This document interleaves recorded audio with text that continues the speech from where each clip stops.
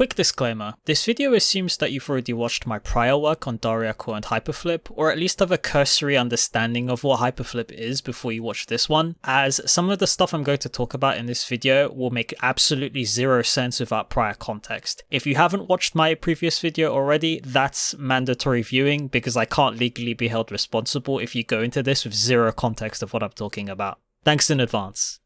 Hey everyone, it's 𝓦𝓸𝓷𝓭𝓮, and as you can tell, I'm on the front page of 𝓦𝓸𝓷𝓭𝓮 for some reason. Now, this isn't an excuse for me to absentmindedly go through my SoundCloud recommendations for however long this video's runtime ends up being, though that would be a really cool idea with some proper execution and practice behind it. Rather, this is meant to serve as elaboration on a topic I wasn't originally able to cover in full on my original video on dariacore and hyperflip, the topic in question being musume hyperflip accounts. Jury's still out on the naming convention for that one. I'll have to think of that when I get to writing the thumbnail for this video, but I digress. Before I start covering individual accounts, I'd like to refresh your memory on early hyperflip, more specifically some of the early developments regarding visual identity. Now, the concept of framing a visual identity around animation, games, and other visual inspirations isn't a new or novel idea in dariacore and hyperflip. If anything, the etymology of the term dariacore actually partially stems from the MTV animation Daria, so there's already a preliminary expectation there from audiences and producers alike as to what kinds of influences these visual motifs would have on the wider sound. Within early Japanese dariacore and what would eventually become hyperflip, Musume isn't the only IP with a degree of popular representation, as the wider scene takes cues from a number of popular works within the otaku subconsciousness. There are, for instance, a number of accounts themed after characters from Blue Archive, some of whom are still active today. Editor's addendum because I forgot to include this in the main recording, whoops! In my original video on dariacore and hyperflip, there's a segment where I talk about this exact topic, but the images I show on screen convey the misunderstanding that I think Natsu from Blue Archive is actually an Musume character. I should make this very clear, I know Natsu Yutori is a character from Blue Archive, she's probably in my top 10 of favorite characters. I just want to apologize to Natsu, the producer, and any members of the audience for any misunderstandings that may have been construed. I just didn't have the time to elaborate on it in the main video because it would have messed with the pacing, and I just didn't have a proper place to fit it all in. Though I think we both took it in good humor considering the interaction we had shortly after the original video came out, so that's a relief, I guess. Anyway, back to the video. More recently, a number of producers have stylized their visual identity after more contemporary gacha games, such as Genshin Impact, with a producer whose name eludes me. Editing Nova, help me, I don't remember. Who was it again? I don't remember. Sangonomiya Kokome. That's the one. Thank you very much. You're welcome. And even more recently, you have games being represented like Nikke, with producers such as Curren making up a wide variety of what is now known as the second wave of Japanese dariacore and hyperflip. However, I wanted to place particular focus on hyperflip accounts specifically because of the ideas and inspirations that these accounts provided towards the wider hyperflip sound. You still hear some of these today, but many early producers hold a small impact that is noticeable in both scenes, something I feel that's actually worth covering to a broader degree. Without further ado then, let's actually go over some of these accounts, with the first one in question being DJ twinturbo is a notable account in many respects, but is probably most notable for being what I would consider to be an early adopter of what later became known as hyperflip, alongside other figures like Momone and Nice. I would also consider them a notable figure for adopting the character core or blank core trend that you see before you, that saw experimentation during the early inception of Japanese dariacore, something referenced by contemporary artists like Hiri in interviews at the time. Now, if we scroll down to their oldest track here, the upload date on their oldest track, and you'll have to take my word for it because it doesn't show up on OBS, is 7th of August 2021, which is roughly around the time when some of the songs in dariacore 2 were being uploaded to SoundCloud. This is a pretty significant date when comparing the developments of English-speaking and Japanese dariacore scenes, as it indicates a potential continuity between the two spheres rather than separate branches of ideas. We'll obviously never know if there was a proper actual link between between the two scenes, mainly just because information from that time isn't properly archived, and maybe we'll never know because artists don't even remember what happened at the time. But it's still a very interesting question to just keep in the back of your mind. Maybe someone will answer it someday, I don't know. Now, in terms of music style, DJ twinturbo has a very different music style from what many would probably consider to be conventional hyperflip, instead taking influences from spheres of music like Jersey club and baile funk, rather than the sort of typical EDM styles that you hear in other contemporary dariacore tracks at the time. Though that being said, DJ twinturbo's contributions to a number of compilation albums, most notably the stuff made by Lost Frog Productions, does fall more in line with what I would consider to be conventional hyperflip. So tracks like back in 2015 Car Audio System, and if I can find the track here, Lost Gex Twerk the Jersey Club, do feature some elements that are probably more in line with what people would consider to be hyperflip, give or take roughly. Their activity is relatively sparse if you look at the upload dates on some of their uploads on SoundCloud, but they are still relatively active to a degree. They were in a number of live events related to hyperflip, most notably Lost Frog's Car Crash and Siren events. That being said, however, they have become a bit more active as of recently, with a new trend of music that I don't really know the origin of, but has been cropping up recently amongst other established Japanese hyperflip artists. A trend of music called, and I'm not sure if I have to pronounce the hashtag here, hashtag Jesus Club. Now, Jesus Club is something in line with Jersey Club to a degree. It takes a number of similar sorts of musical influences and styles from that genre of music, but there's also some different elements there that fall a little bit in line with some of the stuff you'd hear in earlier hyperflip. And a number of hyperflip artists like DJ twinturbo, most notably artists like Negimiso for example, have produced a number of tracks and presented a number of ideas towards Jesus Club that I think are very interesting. So who knows what kind of developments that hashtag Jesus Club will come out with in the future, but I think it's worth keeping an eye on if you have any interest in earlier Japanese dariacore and hyperflip, because a number of artists have some crossover between the two scenes that I think is worth keeping an eye on.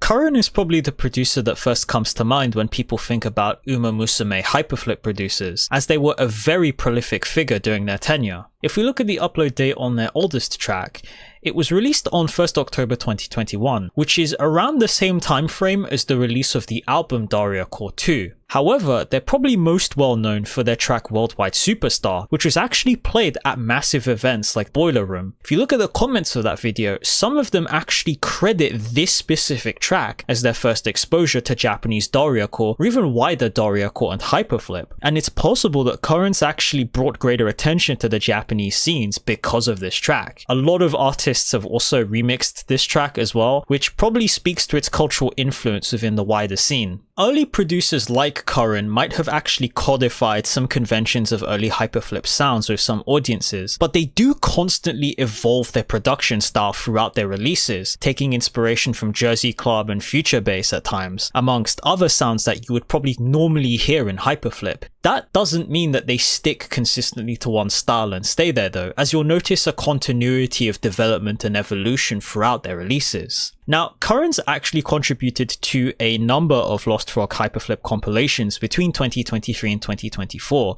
with tracks like Internet Iris, amongst other tracks that I'll probably just put up on screen because I can't remember off the top of my head. But they have also been a frequent contributor at Lost Frog events like Car Crash and Siren as well. Now, something to note with Curren is that they actually ended activities relatively recently with the release of their latest album, Cutest in Your Heart. But that doesn't mean that their influence isn't still widely felt within the wider hyperflip scene.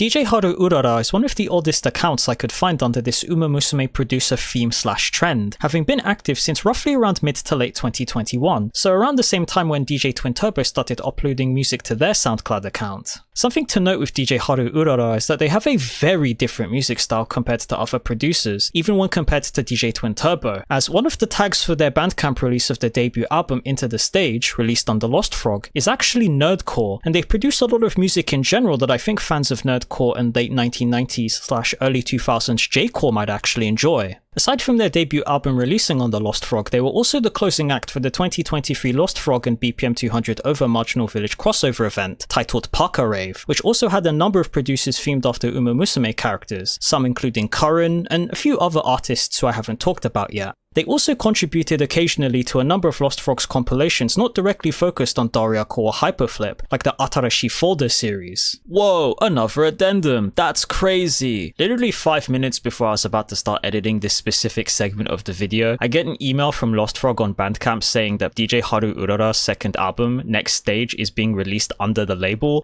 It's very serendipitous timing. I literally could not have predicted this better myself. I didn't even know the album was releasing because I just don't check Twitter anymore. But it's very, very funny that this just so happens to occur. I haven't even had time to listen to the album yet, but if you do end up watching this video and have a chance to, go ahead and listen to the album on my behalf. I'm sure it's really good and you probably might enjoy it. Anyway, back to the video again. Also, something interesting to note is they have two accounts for some reason. I don't know why. I think it might be a thing to do with SoundCloud and limiting free uploads, but I'm not really too sure why that's the case. I don't know how SoundCloud works. I never use this website.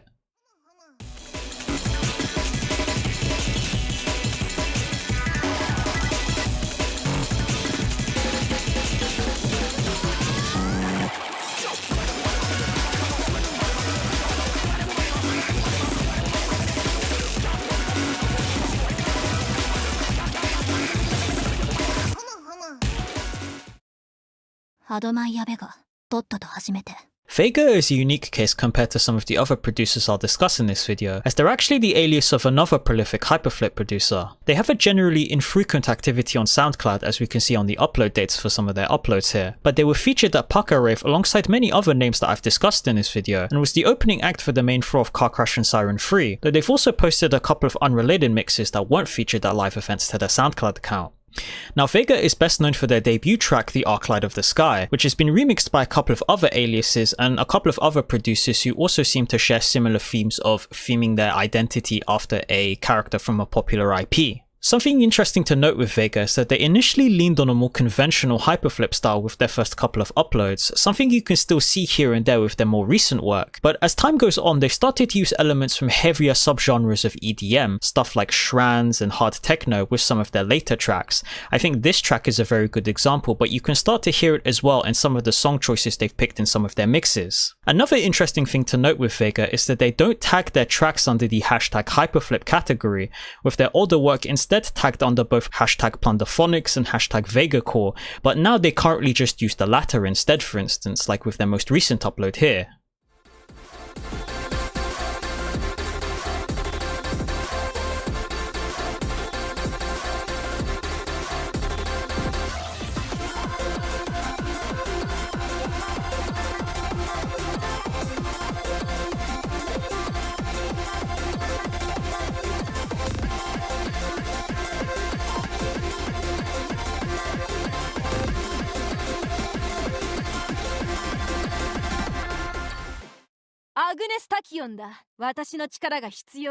Tachyon is an alias of another prolific hyperflip producer, but they're inactive on SoundCloud as of late 2024. Something to note that they have in common with Vega is that they were also another feature at Parka Rave, which is a recurring pattern, and has also played at Car Crash and Siren 3, though in Tachyon's case it was on the lounge floor rather than the main floor. There's actually an archived upload of their Parka Rave set down here, actually, now that I think about it. Now, the vast majority, if not the entirety of their work, is backed up on one album titled End of Possibility, which was released in 2024, and it actually sort of matches the style of hyperflip being produced around this time. Just a side tangent to note that I don't think has anything to do with the bearing on this video is I actually showed Tachyon to one of my friends who actually really loves Agnes Tachyon, and now Tachyon is one of their favorite hyperflip producers. So Dark Nova lore for you. There you go.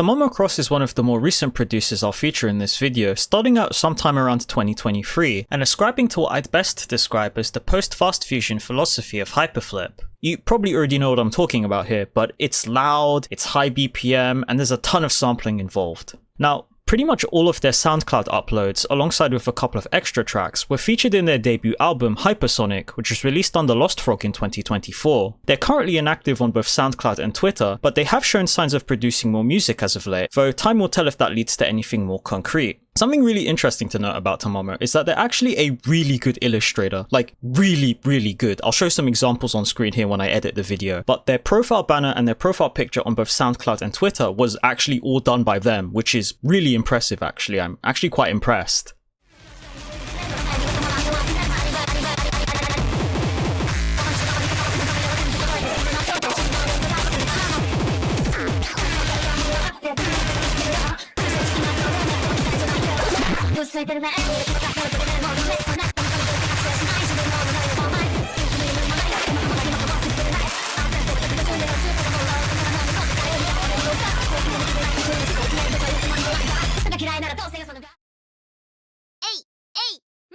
𝓦𝓸𝓷𝓭𝓮𝓻 is a notable artist for being decently active in comparison to some of the other producers I've mentioned in this video. Their most recent upload on SoundCloud was less than a week ago, but they've also featured at a number of high-profile events recently, including Car Crash and Siren Osaka, which was held about 3 weeks ago at the time of me recording this individual segment. Now, what's interesting to note with 𝓦𝓸𝓷𝓭𝓮 in particular is that they produce a lot of musume bootlegs, though they wouldn't be the first or last account to do so. They actually showcase their varied music style with these bootlegs, ranging from genres like Full Flavor, which is their most recent upload, to genres like hardcore, garage, and even house from time to time. The most recent project, as far as I can tell, seems to be in botanica style, though I don't know enough about botanica as a field or genre of music in order to comment particularly on that, but it showcases the ideas and inspirations that they're willing to take note from in terms of how to evolve their music style even further. Now, something else to note with 𝓦𝓸𝓷𝓭𝓮 that's really interesting is their willingness to collaborate with a ton of artists in and outside of the wider hyperflip sphere.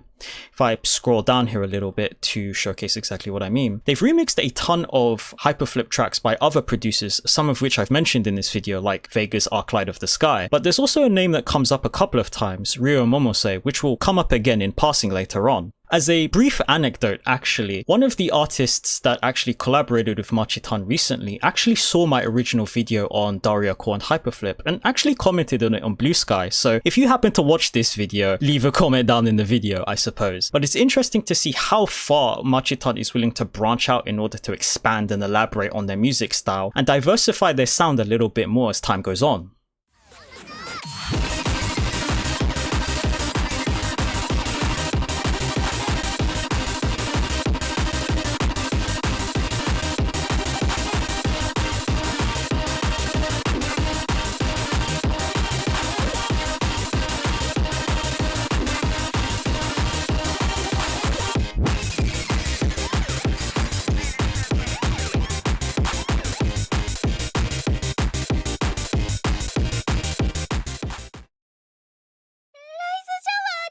Rice Shower is a relative newcomer to the scene, having started activities as recently as December of 2023, but is apparently best known for their early track, Looking for My Own Prince. They follow many trends adopted by senior members of the hyperflip scene in one way or another, like the use of Jersey Club elements in some of their tracks, and what I describe best as a J-core kind of sound that permeates some of their early bootlegs, which allows them to be capable of a diverse music style to cover a range of different EDM. Now, something notable that we'll see as we scroll down here is that they are a very prolific Jersey Flip and Jersey Club producer, one of the more notable names I've seen leading this current stage or side of hyperflip production. But something else we'll probably note as we go up and down here is that they've released a number of flips and remixes and bootlegs based on the works of other hyperflip producers, namely Curren and Momone, to name a few examples. Now, something also interesting to note is that they do occasionally collab with other producers on occasion, most notably and most frequently Ryo Momose alongside others. Another thing to note, going back to the Jersey Club phenomenon, is that they are also another contributor to #JesusClub, having offered a contribution to a recent compilation hosted by Iscariot, I think the name is pronounced, for a recent compilation featuring a ton of music in the Jesus Club style.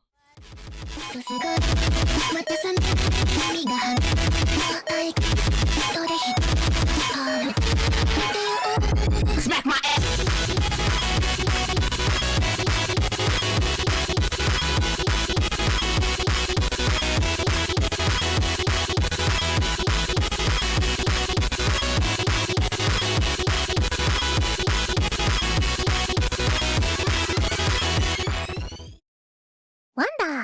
𝓦𝓸𝓷𝓭𝓮 is another newcomer to the hyperflip scene, having only started uploading works to their SoundCloud account less than a year prior to me recording this individual segment. Though they're relatively new to the wider hyperflip scene, they've started to garner attention within the wider sphere, along with other producers who feature predominantly in Korean hyperflip compilations. In regards to their production methods, they opt for a less intense method of hyperflip, opting for a greater focus on the melody and tone down the compression and the distortion a little bit. In regards to how they tag their music, they actually don't follow the character core trend that many producers themed after fictional characters and other IPs tend to tag their uploads with, instead predominantly opting for the dance and EDM tags like a number of other hyperflip producers, with the occasional use of plunderphonics here and there.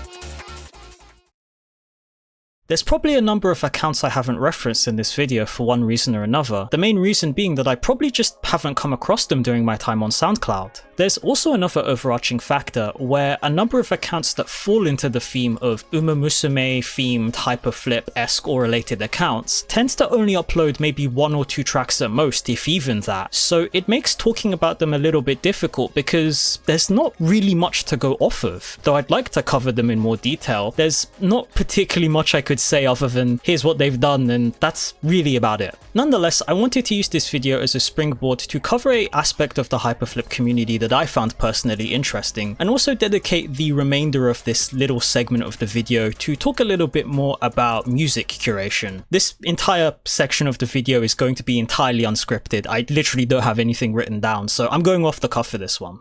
Now, part of my motivation in covering these niche fields of music like J-core, dariacore, and hyperflip is to analyze them in relation to other aspects of otaku subcultures, like anime and video games for instance, and to perhaps stimulate or encourage further discussion on why these particular fields of niche internet music are viewed more as novelties than their own individual flourishing spheres of unique ideas and inspirations. Some of you might recall the interview I did with the producer Zave as part of my previous video on dariacore and hyperflip, the full interview of which you can find on this channel if you choose to do so afterwards. In that interview, we talked a little bit about genre, mainly how general audiences and publications tend to use genre as a categorization tool to relate more niche fields of music that people wouldn't be familiar with more mainstream areas of music that they would be familiar with, so as to make them more palatable to a wider audience and field of people.